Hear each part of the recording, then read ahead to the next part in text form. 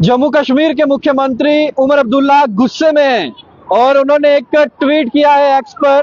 इस ट्वीट के बाद लाजमी है राजनीति गर्मा जाएगी, लेकिन वो गुस्से में आखिरकार क्यों हैं और उन्होंने ऐसा ट्वीट में क्या कुछ लिखा है, तस्वीर में आपके समक्ष रखूंगा। लगभग 2 घंटे पहले उन्होंने एक ट्वीट जो है वो अपने एक्स हैंडल पर जो है वो किया है, लेकिन घटनाक्रम जो है वो इस वजह से जुड़ता है क्योंकि पूरा दिन जो कल का रहा लगातार जो है सुर्खियों में रही नेशनल कॉन्फ्रेंस। उनके हर एक नेतागण जो है वो अपने एक्स हैंडल हो या फिर फेसबुक हैंडल हो या फिर जहां जहां उनके अकाउंट्स हैं सोशल मीडिया पर, वहां वहां वो पोस्ट शेयर कर रहे थे और पोस्ट शेयर कर रहे थे कि इलेक्टेड गवर्नमेंट के जो रिप्रेजेंटेटिव्स हैं यानी कि जो एमएलएज हैं उन्हें हाउस अरेस्ट किया गया है, उन्हें लॉक्ड अप किया गया है और तस्वीरें शेयर की जा रही थी और ये कहा जा रहा था कि ये जो है ये अनडेमोक्रेटिक मूव है, इस तरीके से नहीं करना चाहिए।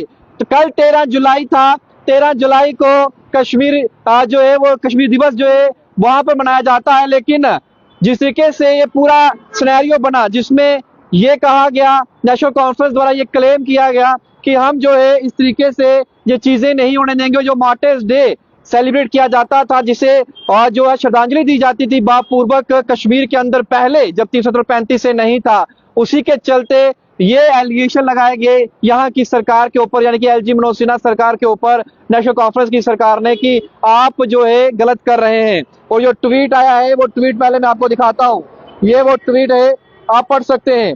लगभग 2 घंटे पहले ये ट्वीट आया जिसमें उन्होंने कहा कि लोकल न्यूज़पेपर आप उनको देखिए जो जम्मू के हैं श्रीनगर के हैं, चाहे वो इंग्लिश हैं चाहे वो वर्नाक्युलर हैं, दोनों में जो है ये दिखाया जाता है कि किसी में गट्स नहीं है। और उन्होंने कहा है कि ये डरते हुए कावड़ हरकत जो है वो की गई है और उन्होंने कहा है कि किस तरीके से दफनाया गया है जी जो एंटायर इलेक्टेड गवर्नमेंट थी जिन्हें लॉकअप में रखा गया yesterday यानी कि कल के दिन। उन्होंने कहा उनके साथ साथ सभी इलेक्टेड रिप्रेजेंटेटिव जो हैं उन्हें हाउस अरेस्ट किया गया। सभी न्यूज़पेपर्स की बात करें उनमें गट्स नहीं है कि वो इसे अपने फ्रंट पेज पर चला सके। उन्होंने कहा है कि शेम ऐसे लोगों पर जो इस तरीके से बिक गए हैं और उन्हें स्टोरी नहीं जो है वो पब्लिश की।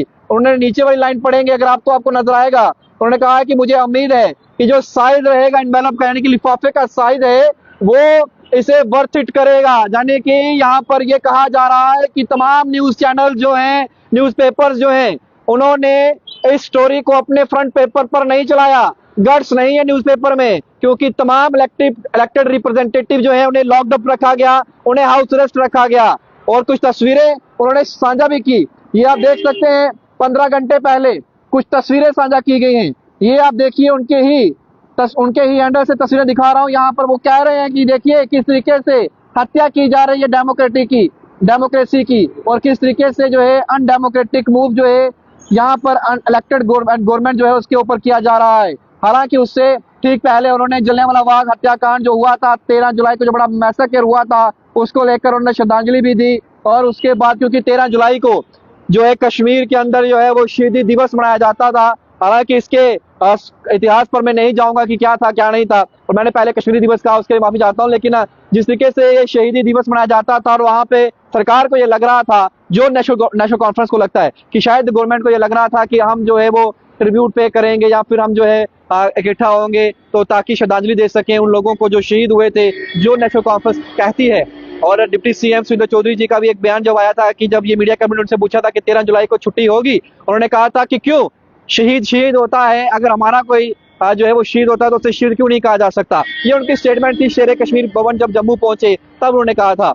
लेकिन ये खबर इसलिए जो है वो बड़ी बन जाती है क्योंकि जम्मू कश्मीर के मुख्यमंत्री ने एलिगेशन लगाए हैं न्यूज़पेपर्स पर। उन्होंने कहा है कि चाहे हिंदी हो, इंग्लिश हो, लोकल हो या फिर किसी भाषा का न्यूज़पेपर हो, आप पढ़ लीजिए, किसी में भी ये खबर नहीं छपी है कि इलेक्टेड गवर्नमेंट जो थी उसके जो रिप्रेजेंटेटिव थे उन्हें सरकार ने नजरबंद रखा, लॉकड अप रखा, उन्हें हाउस अरेस्ट रखा। ये गट्स ही नहीं है किसी भी न्यूज़पेपर में। और मैं जानता हूं क्योंकि बड़े बड़े लिफाफे उनके पास आए हैं, उनका इशारा किस ओर था अब आप समझ सकते हैं लिफाफों में क्या होगा, वो क्या कहना चाहते थे।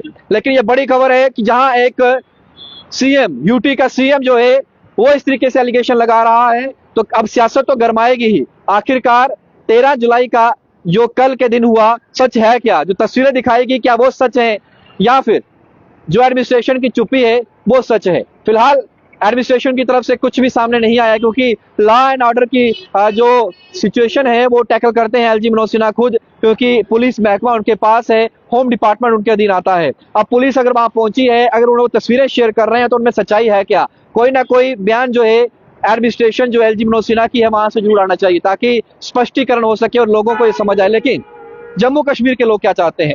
सवाल मेरा ये है, मुख्यमंत्री साहब जो हैं वो 13 जुलाई के दिन के पीछे पड़े हुए हैं, एलजी महोदय जो हैं वो कहीं और कुछ और तरीके से जो है अपना कार्य कर रहे हैं, लेकिन जम्मू कश्मीर की जनता के दिल में क्या है ये कोई नहीं समझ पा रहा।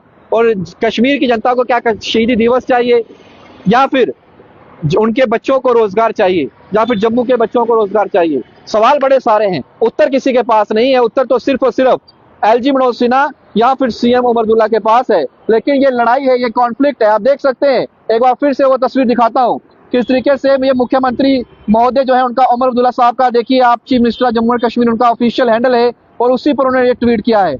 जिस तरीके से 13 जुलाई का घटनाक्रम जो हुआ, जिसमें कल से ही एलिगेशन लगाए जा रहे थे नेशनल कॉन्फ्रेंस द्वारा कि उनके एमएलएस को हाउस अरेस्ट किया जा रहा है, उनके रिप्रेजेंटेटिव्स को, जो इलेक्टेड गवर्नमेंट है उनके रिप्रेजेंटेटिव को जो है नजरबंद किया जा रहा है। ये नहीं होना चाहिए, ये लोकतंत्र के खिलाफ है, ये विरोध में है। और अब तस्वीर भी मैं आपको दिखा रहा हूँ, जो ट्वीट किया गया है लगभग 2 घंटे पहले का ट्वीट है। उन्होंने कहा है कि लोकल न्यूज़पेपर को चेक करिए, दोनों, चाहे वो जम्मू के हैं, श्रीनगर के हैं, किसी में ये गट्स नहीं है, हिम्मत नहीं हुई कि वो 13 जुलाई की सच्चाई जो है वो लोगों के सामने रख सके कि 13 जुलाई को क्या हुआ, किस तरीके से कश्मीर के अंदर नजरबंद रखा गया तमाम एमएलएस को नेशनल कॉन्फ्रेंस के। ये कह रहे हैं, और कह रहे हैं कि शेम है ऐसे लोगों पर जिन्होंने अपना जमीर बेच खाया है और दफना दिया अपना जमीर को, और किसी ने भी अपने फ्रंट पेज पर स्टोरी को नहीं चलाया।